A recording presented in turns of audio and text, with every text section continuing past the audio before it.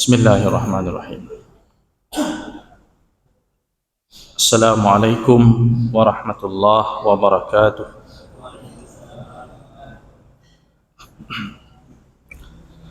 Alhamdulillahi rabbil alamin. Wa bihi nasta'in ala umuri dunya waddin. Asyhadu an la ilaha illallah waliyus salihin. Wa asyhadu anna Muhammadan abduhu wa rasuluh. Allahumma salli wa sallim ala nabiyyina Muhammad wa ala alihi wa sahbihi ajma'in, amma ba'd. Hadirin kaum muslimin wal muslimat, jamaah maghrib yang dirahmati Allah subhanahu wa ta'ala.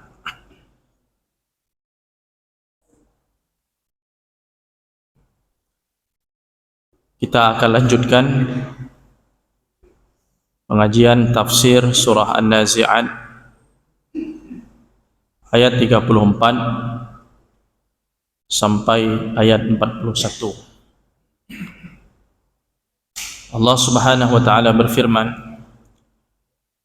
A'udzu billahi minasyaitonir rajim. Fa idza ja'atit tammatul kubra yawma yatadhakkarul insanu ma sa'a wa burrizatil jahimu liman yara fa amma man tagha wa atharal hayatad dunya fa innal jahima hiyal ma'wa wa amma man khafa maqama rabbih wa nahan nafsa 'anil hawa fa innal jannata hiyal ma'wa. Ayat 34, Allah subhanahu wa ta'ala berfirman yang artinya, maka apabila malapetaka yang besar itu telah datang,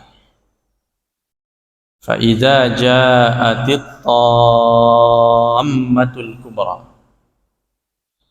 apabila musibah besar itu atau malapetaka yang paling besar itu telah datang. Maksud dari tammah di sini adalah hari kiamat. Di peristiwa hari kiamat itu disebut dengan tammatul kubra. Arti tammah musibah, kubra paling besar, musibah yang paling besar. Tammah itu dari kata tamma yatummu. Arti tamma yatummu itu mendominasi, mengalahkan, menutup segala sesuatu. Jadi tammah itu adalah sesuatu yang mendominasi, sesuatu yang bisa mengalahkan yang lain, sesuatu yang bisa menutupi segala sesuatu. Artinya kalau tammah ini muncul, yang lain itu jadi kecil. Musibah-musibah lain jadi kecil. Jadi tammah ini musibah paling besar, malapetaka paling dahsyat. Kalau dia datang, yang lain itu jadi tidak berarti apa-apa. Jadi tammah di sini diberi sifat al-kubra, yang paling besar. Jadi tammah itu sendiri sudah sangat dahsyat, ditambah sifat kubra, semakin dahsyat. Jadi kalau sudah datang tammatul kubra, maka tsunami yang kemarin itu tidak ada apa-apanya. Itu ibarat setetes musibah. Jadi tammatul kubra ini hanya cocok diberikan kepada hari kiamat yang akan terjadi, yang akan mengakhiri kehidupan dunia ini. Jadi kenapa hari kiamat disebut tammah? Karena dia musibah paling besar yang mendominasi dan mengalahkan segala musibah yang pernah terjadi di muka bumi ini. Apa yang paling dahsyat yang pernah terjadi di muka bumi ini? Semuanya jadi kecil di hadapan kiamat itu.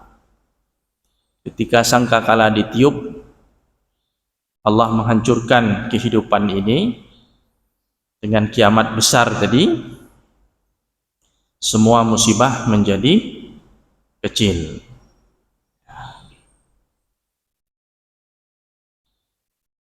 Jadi Allah Subhanahu wa taala ketika menjelaskan tentang kiamat, Allah menggunakan istilah-istilah yang membuat kita takut.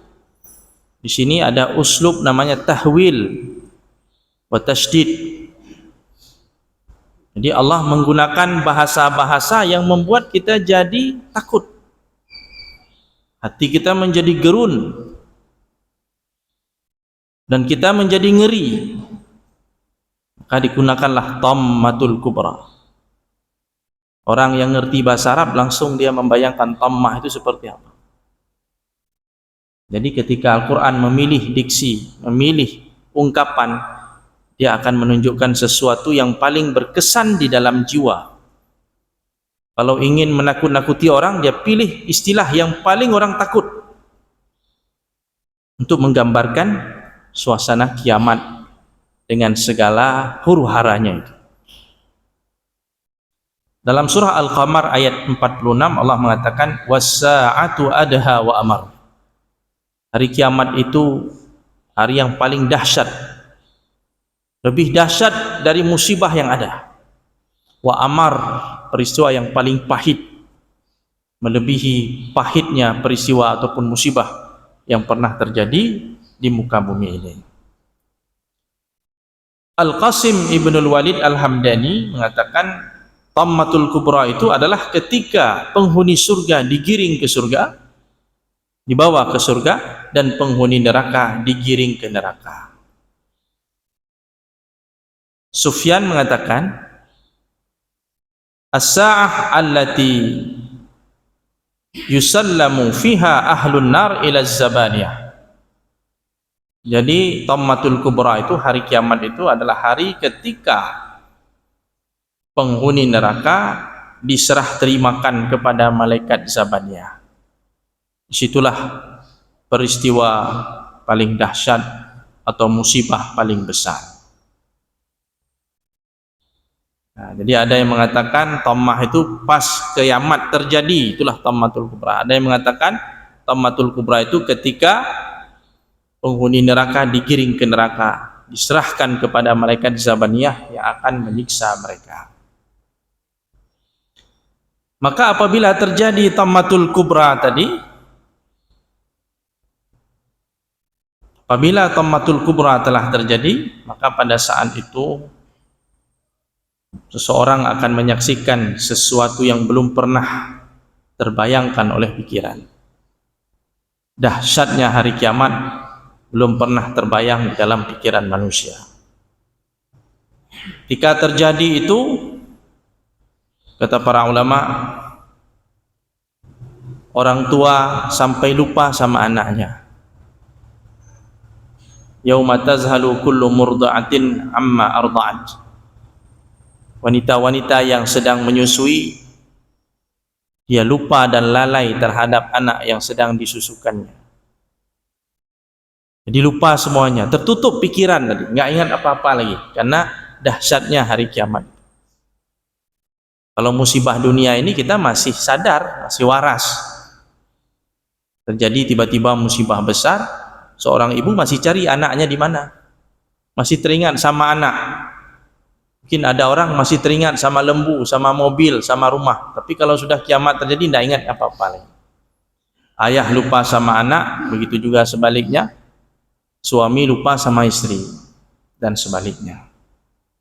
Setiap orang akan melupakan orang yang dia cintai. Itu kalau sudah terjadi tammatul kubra. Bapak Ibu sekalian yang dirahmati Allah Subhanahu wa taala. Pada ayat berikutnya Allah Taala mengatakan, yauma yatadzakkarul insanu ma sa'a. pada hari di mana manusia teringat dengan apa yang telah dia kerjakan. Jadi hari kiamat tadi itu hari di mana manusia akan teringat dengan apa yang dia upayakan selama hidup di dunia, baik ataupun buruk. Yang baik dia ingat, yang buruk pun dia ingat. Pada saat itulah, kata para ulama tafsir, setiap orang akan berharap andaikan ada kebaikan yang dapat dia tambahkan untuk memperberat timbangan kebaikannya, walaupun sedikit. Dan dia berharap timbangan keburukannya tidak memberati timbangannya. Jadi hari itu di mana manusia berharap timbangan kebaikan lebih berat daripada timbangan keburukannya. Sibuklah kita di situ mencari-cari poin kebaikan. Mana yang bisa dicari untuk menambah kebaikan itu. Sementara waktu beramal sudah selesai, tidak ada lagi. Disitulah kita mencari-cari bantuan supaya timbangan amal kita, kebaikan kita jadi berat. Karena prinsipnya fa amma man saqulat mawazinuhu fa huwa fi 'aisyatir radiyah. Wa amma man khaffat mawazinuhu fa ummuhu hawiyah. Jadi berat ringannya timbangan menentukan di mana tempat kita. Disitulah seseorang akan sangat berharga bagi dia satu zikir itu. Banyak kita disuruh banyak-banyak melakukan amal saleh untuk memperberat timbangan amal. Banyak-banyak baca subhanallah walhamdulillah. Yang disebut oleh Nabi, subhanallah tamla'ul mizan. Kalimat subhanallah itu akan memenuhi timbangan amal. Jadi nanti kita ngumpulin itu satu-satu. Ibarat orang mau lulus nak cukup nilai. Passing grade-nya 80, dia dapat kumpulin nilai 75. 5 poin lagi dia cari kemana-mana untuk melengkapi poin tadi itu. Kalau enggak lewat. Sibuklah dia, lobi sana, lobi sini, tunggu syafaat ini itu dan sebagainya. Di akhirat lebih gawat lagi, di sana taruhannya neraka atau surga. Disitulah baru menyesal, kenapa dulu saya tidak banyak-banyak baca subhanallah, subhanallah, subhanallah wa bihamdihi, subhanallahil azim. Yang kata Nabi dulu, kalimatani khafifatani alal lisan, saqilatani fil mizan, habibatani ilar rahman, subhanallah wa bihamdihi, subhanallahil azim. 2 kalimat yang ringan di lidah, berat di timbangan, disukai oleh Allah, subhanallah wa bihamdihi, subhanallahil azim. Kita dulu lidah kita sering disibukkan dengan nyanyi-nyanyi, ucapan yang sia-sia, tidak sibuk dengan zikrullah. Subhanallah yamla'ul mizan, subhanallah walhamdulillah yamla'u ma bainas samawati wal ardh. Banyak amalan-amalan yang memberatkan timbangan kita lalaikan. Disitulah baru menyesal kita. Yauma yatadzakkarul insanu ma sa'a. Pada hari di mana manusia teringat dengan apa yang telah dia upayakan. Para ulama mengatakan manusia mengingat upaya, usaha, amal yang telah dia lakukan di dunia ketika dia melihat amalan tersebut. Karena di sini menggunakan kata teringat, yatazakkar. Kata-kata yatazakkar itu biasanya didahului oleh lupa. Tidak mungkin muncul yatazakkar kalau tidak didahului oleh lupa, oleh nisyan. Itu kata Ibnu Asyur, ahli tafsir ya. Karena orang lupa kemudian teringat. Kenapa manusia jadi teringat? Karena diingatkan pada hari itu. Siapa yang mengingatkan manusia? Allah Ta'ala dengan segala macam cara. Jadi kita teringat dengan amal kita waktu itu pertama melalui catatan amal, kitab. Makanya nanti di sana disuruh iqra' kitabaka kafa binafsikal yauma 'alaika hasiba. Silakan baca, ini catatan amalmu ini. Yang panjang lembarannya itu sejauh mata memandang. Catatan paling tebal tentang kehidupan kita. besar, kecil, baik ataupun buruk, lengkap tercatat semua datanya detil, di mana, kapan, dengan siapa, bagaimana, lengkap. Jadi catatan amal tadi yang disuruh baca itu, situlah kita teringat, oh pernah saya buat ini, sudah lupa, teringat.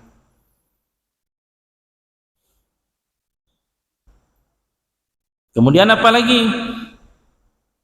Tubuh kita menjadi saksi atas diri kita, diingatkan oleh tangan, oleh kaki, oleh kepala, oleh telinga. Yang dulu kita pernah melakukan maksiat dengan tangan kaki itu, naik saksi dia, bahwa kita pernah mengambil punya orang, kita pernah melangkah ke tempat ini, kita pernah mendengar ghibah, semua naik saksi, diingatkan kita oleh tubuh kita sendiri. Kemudian diingatkan lagi oleh Allah, dalam hadis disebut bahwa ketika kita nanti di sana, Allah akan manggil kita dan berbicara dengan kita, laisa bainahuma turjuman, tidak ada penerjemah antara kita dengan Allah Ta'ala. Teknisnya seperti apa Allahu a'lam. Allah nanti ngomong sama kita, tidak ada penerjemah. Allah katakan, kamu dulu pernah buat ini di sini pada hari ini, dan lengkap Allah ceritakan. Seorang mukmin mengatakan, iya ya Allah, mengaku dia. Orang beriman itu dia ketika salah dia mengaku, dia tidak bersilat lidah, tidak berdebat dia dengan Allah Ta'ala, dia mengakui saya salah. Kata Allah, sudah kututupi aibmu dan kuampuni dosamu. Jadi kita diingatkan oleh Allah juga. Kemudian ada orang diingatkan dengan mazalim, ada orang-orang yang terzalimi ketika di dunia dulu. Seperti yang kata Nabi, manil muflis, siapakah orang yang bangkrut itu? Sahabat menjawab, orang yang kehabisan modal, tidak ada lagi uang, dinar dirhamnya sudah habis. Kata Nabi, orang bangkrut itu orang yang nanti membawa banyak pahala kebaikan, salatnya banyak, puasanya banyak, sedekahnya banyak, tilawahnya banyak, haji umrahnya bolak-balik, tapi banyak orang yang dia sakiti dulu, banyak orang yang dia maki, yang dia pukuli, yang dia zalimi. Akhirnya habislah amalan itu untuk menutupi dan membayar hutang-hutang kezalimannya. Jadi dia diingatkan oleh orang-orang yang dulu pernah terzalimi. Teringatlah dia, oh banyak orang yang terzalimi. Makanya sebelum kita dikejutkan dengan kenyataan pahit di sana, di dunia inilah kita disuruh evaluasi, disuruh muhasabah. Mana orang-orang yang pernah saya zalimi? Mana orang-orang yang pernah saya ambil haknya, saya ambil hartanya? Mana orang-orang yang pernah saya hutangi uangnya belum saya bayar sampai sekarang? Itu harus teringat kita itu, di dunia teringat. Jangan di sana nanti, kalau di sana udah terlambat. Kalau belum terbayar, selesaikan ketika di dunia. Setidaknya kalau belum mampu bayar, tulis dalam surat wasiat. Wajib hukumnya menulis wasiat itu. Kalau ada hutang piutang yang tidak diketahui oleh orang lain kecuali kita, tulis dalam surat wasiat itu. Abdullah bin Umar itu semenjak tahu tentang pentingnya wasiat itu, dia tidak pernah tidur kecuali surat wasiat ada di bantal kepalanya itu. Sisi tempat tidurnya itu ada surat wasiat. Mungkin ada amanah titipan orang sama kita, tidak ada yang tahu keluarga kita, masukkan dalam wasiat itu. Karena nanti semua akan dipertanggungjawabkan. Sedangkan kita sedang ngumpul-ngumpul poin, tiba-tiba poin pahala kita berkurang gara-gara kezaliman tadi, mazalim tadi. Dan ada juga orang yang diingatkan langsung dengan azab. Ada orang nanti kata Nabi di sana diazab oleh Allah Subhanahu wa taala. Masih di padang mahsyar sudah dapat hukuman. Padang mahsyar dia sudah diinjak-injak oleh binatang dalam tubuh yang sangat besar dan berat, diinjak-injak dia oleh kerbau, oleh sapi, oleh kambing, oleh onta, dengan tubuh yang sangat berat dan besar. Binatang itu sudah berbaris kata Nabi, kemudian menginjak-injak dia.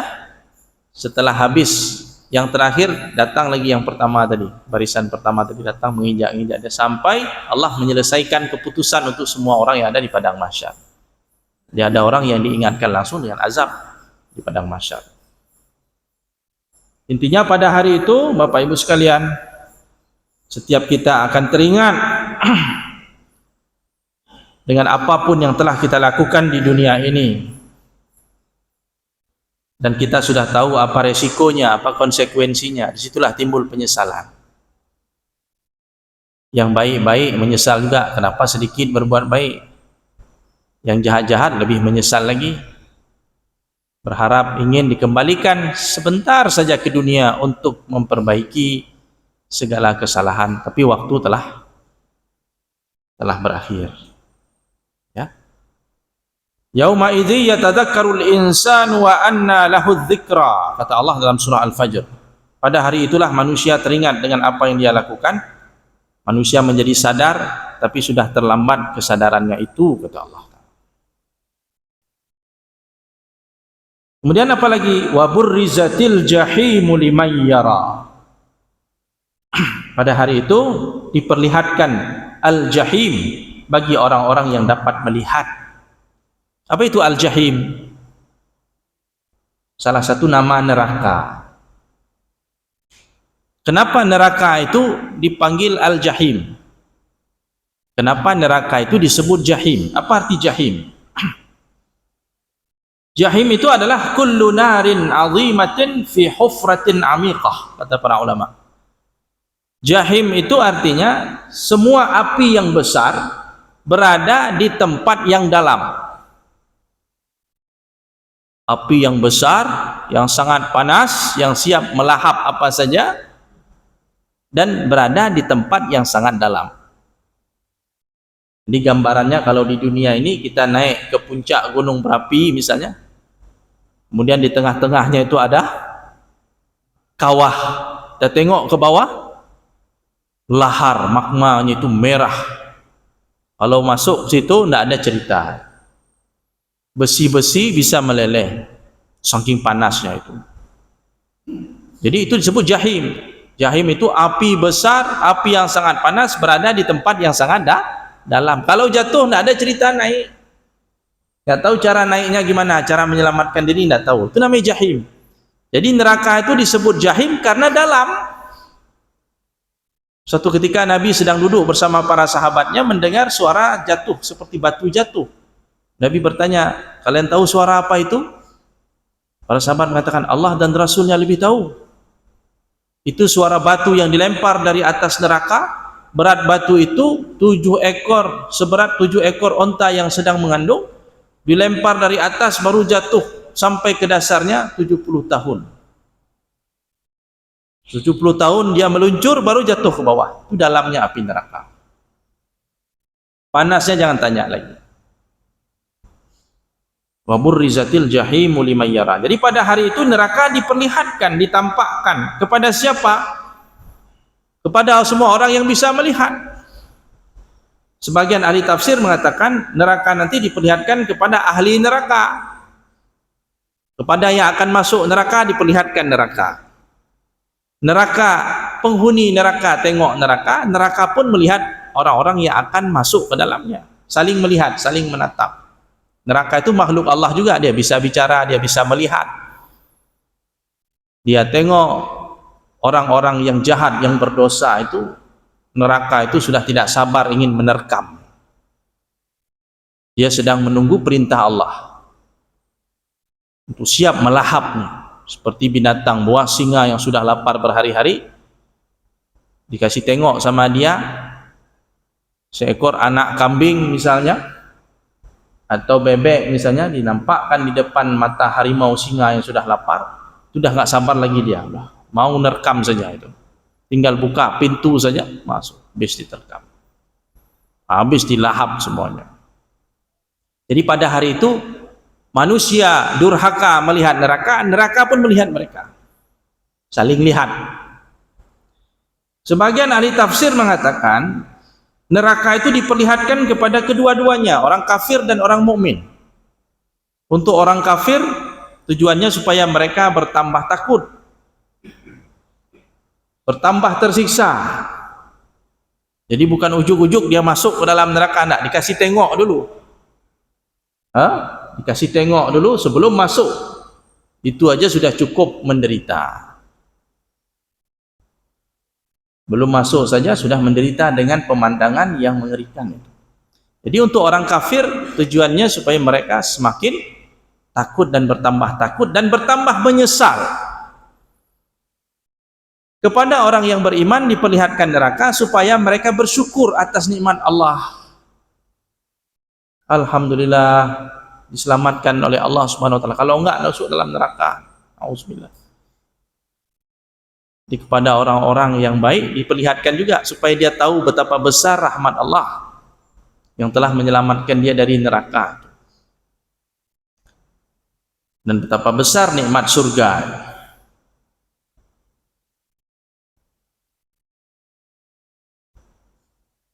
Bapak Ibu sekalian yang dirahmati Allah Subhanahu wa taala. Makanya kalimat di sini digunakan wa burrizat. Burriza itu wazan fa'ala yufa'ilu, fi'il mudha'af. Sulasi mazid bentuknya mudha'af. Double huruf, burriza ada tasydid ya. Itu digunakan itu menurut Ibnu Asyur li ajlil irhab, tujuannya untuk menakut-nakuti. Untuk membuat takut orang-orang yang durhaka. Semoga Allah melindungi kita dari panasnya api neraka. Bapak Ibu sekalian yang dirahmati Allah Subhanahu wa taala. Maka kemudian Allah membagi manusia kepada dua golongan. Yang pertama, fa amma man tagha. Adapun orang yang melampaui batas. Siapa orang yang melampaui batas itu? Disebut di dalam tafsir setiap orang yang kafir itu melampaui batas. Setiap orang yang fasik, setiap orang yang berbuat maksiat, apalagi melakukan dosa besar, tidak bertobat pada Allah, berarti dia telah melampaui batas. Jadi tagha itu artinya semua orang yang melampaui batas. Melampaui batas artinya dalam dunia ini sudah ada garis-garis rambu-rambu Allah yang tidak boleh dilanggar. Ada batasan-batasan yang tidak boleh dilanggar. Kalau kita melewati garis itu sudah melampaui batas. Dan kita disuruh jangan juga berdiri dekat garis. Makanya dalam agama ini ada istilah haram, ada istilah syubhat, ada istilah halal. Jadi beradalah di wilayah paling aman. Jadi kalau dibuat garis, jangan lewati garis ini wilayah berbahaya misalnya. Tanah ini banyak ranjau misalnya. Peninggalan zaman Jepang dulu, perang dulu ada ranjau-ranjau yang belum ditemukan. Dibuatlah garis sama pemerintah, jangan lewat-lewat sini. Nah, kalau kita lewat berada dalam bahaya. Atau ini batas aman, setelah itu udah nggak aman itu. Jadi supaya kita lebih aman, jangan berdiri dekat garis. Jadi mana jauh-jauh sana. Karena orang yang berdiri dekat garis khawatir salah-salah masuk ke situ.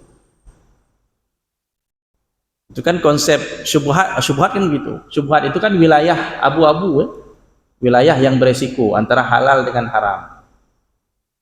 Kata Nabi, siapa yang suka dengan syubhat, dia seolah-olah seperti orang yang berada di pinggir atau di dekat tanah terlarang. Khawatir dia akan terjerumus.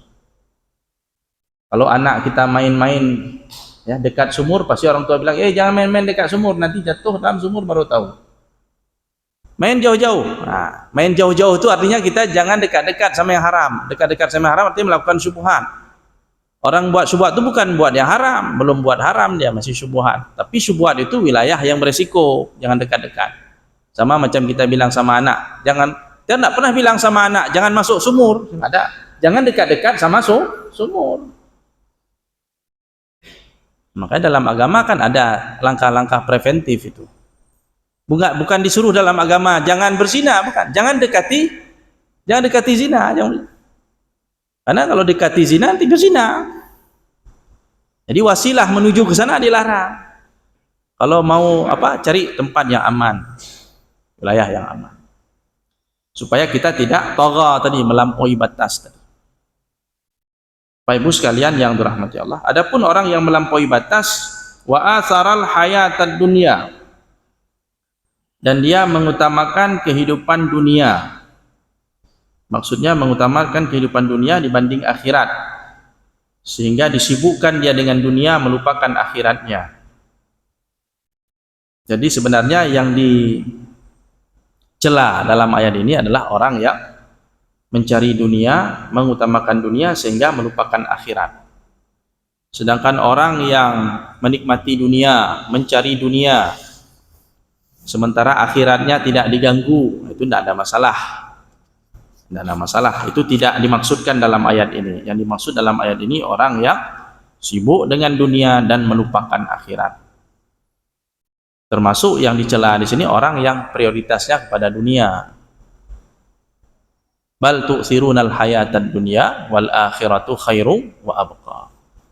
Tapi memang kebanyakan manusia termasuk kita di dalamnya, kita mengutamakan dunia daripada akhirat, padahal akhirat itu lebih baik dan lebih kekal. Dan kita tidak perlu membohongi diri sendiri, masing-masing kita introspeksi diri sendiri. Kita tanyakan kepada nurani kita, selama ini saya prioritasnya lebih ke dunia atau ke akhirat? Kita lebih sedih mana? Hilang dunia atau hilang akhirat? Itu aja pertanyaannya.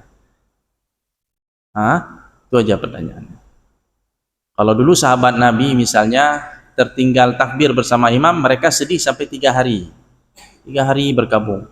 Bukan tidak salat berjamaah, tidak sempat takbir bersama imam. Kalau tinggal salat berjamaah sampai 7 hari berkabung. Kira-kira kalau kita seperti itu ada berkabung? Tapi kalau hilang sesuatu, hilang Honda misalnya, itu nyesalnya berkepanjangan. Misalnya hilang apa lagi? Hilang perhiasan misalnya. Hilang mobil misalnya. Terbakar rumah misalnya. Itu sedihnya berkepanjangan. Tapi hilang akhirat. Salat tidak khusyuk, ada susah selama ini? Salat kita tidak khusyuk, ada susah? Kalau tidak susah berarti disitulah tingkat prioritas kita terhadap akhirat kita, segitulah. Jadi tidak perlu kita jawab itu, masing-masing kita ada jawaban, masing-masing kita tahu dengan jawaban itu. 4 rakaat kita sholat, khusyuknya di ujung cuma tahu, pertama di Allahu Akbar sekali, terakhir di Assalamualaikum sekali. Ya. Terus habis sholat kita, alhamdulillah senang, kita makan pun enak, ya, makan pun enak dan seterusnya. Tidak ada susah sedikit pun. Padahal tadi sholat kita tidak khusyuk. Dan sholat yang tidak khusyuk itu tidak akan tergantikan lagi dia. Sudah lewat.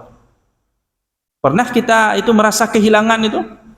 Yang dulu sahabat Nabi ketika lupa rakaat, gara-gara tengok burung lewat, burung apa di kebunnya itu, hingga burung, kemudian burung itu pergi. Gara-gara dia tengok burung itu, lupa rakaat. Akhirnya dia pergi menjumpai Nabi SAW. Dia katakan, ya Rasulullah, gara-gara kebun ini saya lupa rakaat. Akhirnya dia serahkan kebun itu fi sabilillah, sebagai bentuk muaqabah, dia beri sanksi terhadap dirinya. Dia lepas kebun-kebun itu. Jadi memang jauh tingkatan kita dengan para sahabat itu jauh sekali. Jadi ayat ini menyindir kita semua. Berat memang itu. Untuk lebih mendahulukan akhirat daripada dunia itu berat. Tapi intinya jangan sampai kesibukan dunia kita melupakan akhirat. Sebagaimana pesan orang-orang Bani Israel yang soleh pada zaman itu kepada Qarun, wabtaghi fima atakallahu daral akhirah wala tansa nasibaka minad dunya. Carilah karunia Allah, carilah apa yang telah Allah karuniakan dari negeri akhirat, dan jangan lupakan nasib bagianmu di dunia. Yang disuruh seimbang. Walaupun di sini arahnya tetap akhirat itu jadi prioritas, tapi tidak meninggalkan dunia. Maka barang siapa yang melampaui batas, gara-gara melampaui batas tadi dia mengutamakan kehidupan dunia daripada akhirat, apa balasannya? Fa innal jahima hiyal ma'wa. Maka sesungguhnya neraka jahim menjadi tempat tinggalnya. Ma'wa itu arti ma'wa. Ma'wa itu bukan makcik atau wawa. Ma'wa itu dari kata awa ya'wi. Awa ya'wi itu kembali. Jadi ma'wa itu isim makan. Ma'wa itu tempat kembali. Kalau disebut tempat kembali berarti rumah tempat kita tinggal. Kita beraktivitas di luar, kerja, sore kita pulang ke rumah. Sampai di rumah ngapain? Istirahat. Selain istirahat apa lagi? Makan, minum, ganti pakaian. Kenapa? Karena itu tempat tinggal kita, tempat kita kembali, tempat kita beristirahat. Besok kita pergi lagi cari nafkah, besok pulang lagi. Jadi orang yang melampaui batas, berbuat maksiat, kafir, zalim, dan hidupnya hanya untuk dunia, orientasinya hanya untuk dunia, di akhirat nanti apa? Al-Jahim, neraka itulah menjadi tempat makwanya itu, tempat dia kembali. Artinya dia tidur di sana. Di mana tidurnya? Di neraka. Alasnya api neraka. Makannya ada makannya zakum dari neraka juga. Minumnya ada, minumnya dari neraka juga. Pakaiannya ada, semua ada dalam neraka. Makan ada, minum ada, pakaian ada, sandang, pangan, papan lengkap di neraka. Tapi dari api semua. Al-Mahwa. Mana kita hidup dalam api? Apakah ada makhluk atau organisme sekecil apapun yang bisa hidup dalam api? Kalau yang hidup di udara ada, yang hidup di air ada, hidup di tanah ada, yang hidup di api ada. Pada pernah kita dengar misalnya satu penemuan ilmu pengetahuan mengatakan ada mikroorganisme yang bisa hidup dalam api, ada? Tidak ada ya? Saya nggak tahu tuh, saya bukan orang ahli saintek. Tidak ada. Siapa yang bisa hidup dalam api? Siapa yang sanggup? Menyentuh api aja kita ada, na'udzubillah. Kena knalpot aja tuh. Apalagi ini hidup dalam ma'wah itu arti tempat hidup, tempat tinggal, tempat domisili. Kalau seandainya ada KTP dikasih kita di neraka, seandainya ada. Artinya begitulah kita lamanya hidup di sana, ma'wah. Makanya jangan, jadi neraka itu bukan sekedar kita ditempelin besi panas nanti sana ditempel begini, enggak. Hidup di situ, ma'wah itu artinya tempat hidup kita di situ. Tempat tidur, tempat kita makan, tempat kita minum, tempat kita berpakaian, itu arti ma'wah. Jadi jangan menyederhanakan kata ma'wah itu. Ketika dikatakan neraka itu sebagai ma'wah, itulah artinya. Seperti kita pulang ke rumah, di rumah ngapain? Makan, minum, tidur, istirahat, berselimut, sebagainya. Disitulah kita di neraka. Tapi semuanya api gitu. Na'udzubillah. Dan yang terakhir, wa amma man khafa maqama rabbih wa nahan nafsa 'anil hawa. Adapun orang yang takut kepada Tuhannya. Takut kepada maqama rabbih. Maqam itu apa? Maqam itu artinya banyak. Ada yang mengatakan siapa yang takut kepada keagungan Allah, satu. Siapa yang takut bahwa Allah nanti akan meminta pertanggungjawaban kepadanya, dua. Ada yang mengatakan siapa yang takut kepada balasan Allah, nanti Allah akan memberi balasan. Terutama kepada orang yang berbuat jahat, zalim itu akan dibalas. Dia takut dengan itu. Kemudian ada yang mengatakan takut ketika dia berdiri di hadapan Allah Subhanahu wa taala. Siapa yang takut kepada Allah dalam kondisi yang seperti tadi, padahal dia tidak pernah melihat Allah. Wa nahan nafsa 'anil hawa. Rasa takutnya itu membuat dia menghalangi hawa nafsunya untuk berbuat tidak baik, berbuat zalim, berbuat dosa. Karena orang ketika sudah takut pada Allah, maka dia akan menata hawa nafsunya. Bukan mematikan hawa nafsunya, tapi dia mengatur hawa nafsunya. Abdullah bin Mas'ud mengatakan, antum fi zaman yaqudul haqqul hawa. Kalian sedang berada di satu zaman di mana kebenaran mengatur hawa nafsu. Wa sayati zamanun, akan datang suatu zaman nanti, yaqudul hawa al-haq, di mana hawa nafsu akan mengatur kebenaran. Fa na'udzubillah min zalikaz zaman. Kita berlindung kepada Allah dari zaman yang seperti itu. Nampaknya zaman yang dibilang oleh Abdullah bin Mas'ud sudah tiba. Dulu kata Abdullah bin Mas'ud, para sahabat hidup di dalam suatu zaman di mana kebenaran mengatur hawa nafsu. Jadi hawa nafsu ini ikut kebenaran dia, ikut Quran, ikut hadis. Sekarang kita hidup pada zaman di mana hawa nafsu mengatur kebenaran. Jadi menurut hawa nafsu, yang enak sama nafsu itulah yang benar, yang tidak enak berarti itu salah. Itu kata Abdullah bin Mas'ud. Semoga kita tidak berada di zaman itu, kata Abdullah bin Mas'ud. Ya, Abdullah bin Mas'ud tidak ada di zaman itu, tapi kita sedang berada di zaman itu. Na'udzubillah. Maka siapa yang takut kepada Allah dan mengatur hawa nafsunya sesuai dengan keinginan Allah, Fa innal jannata hiyal ma'wa. Sesungguhnya neraka surga itu akan menjadi tempat tinggalnya. Ma'wa sama seperti ma'wa tadi. Kalau ini ma'wa yang kita rindukan. Semoga Allah Subhanahu wa taala memuliakan kita dengan surga Jannatul Na'im. Demikian Bapak Ibu sekalian kajian kita malam ini. Mudah-mudahan bermanfaat. Aqulu qauli hadza wa astaghfirullah li wa lakum. Subhanakallahumma wa bihamdika asyhadu an la ilaha illa anta nastaghfiruka wa natubu ilaik. Assalamualaikum warahmatullahi wabarakatuh.